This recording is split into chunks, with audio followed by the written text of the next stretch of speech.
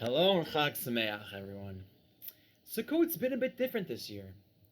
Usually we associate Sukkot as with getting together with friends and family. It's a time to enjoy everyone's company, to go to people's Sukkot, to enjoy some food there, to visit others. And this year we're so confined because of COVID-19.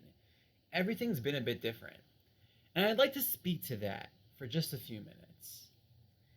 We know that Chag Sukkot is known by a number of different names. It's called the holiday of Sukkot, of course. It's also called Ziman Simchatenu, the time of our happiness.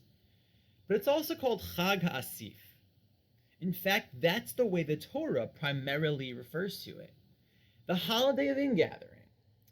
Asif is the step in the agricultural process, which is what seals the deal. After the farmers have already planted the field, worked the land, harvested the crop, endured all of the difficult seasons, everything is ready, and the last step is Asif, when they take all of the crops and they bring them into their storehouses. Rav Aaron Lipiansky, Rosh Yeshiva Greater Washington, asks a pretty simple question, which is, what is the big deal about the Asif? I mean, everything's already prepared. All you're simply doing is bringing it into your house. Why is that something to celebrate, to make a separate holiday? Is that really worth labeling the holiday of Sukkot with, the time of gathering everything inside? And he pointed out that there's something very interesting, which is that you might have done all the work. But until you take that grain, all that produce, and bring it inside, it's not yours. You don't even own it yet. It's just out there.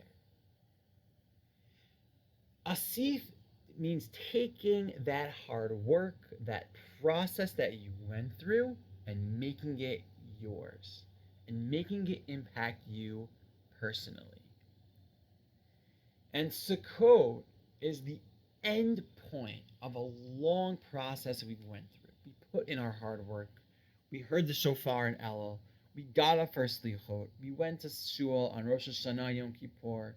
We did tshuva. We clapped. We hit our chests and said we're sorry. We did all that hard work.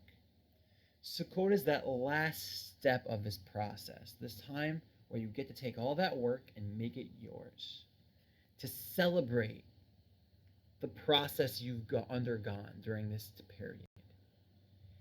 And in that way, I believe Sukkot is more of a personal holiday. You get to celebrate it in a way that works for you. We all decorate our sukkahs the way we want to. We take lulav and etrogim that we find to be beautiful. And you live in the sukkah the way that you normally live in your house.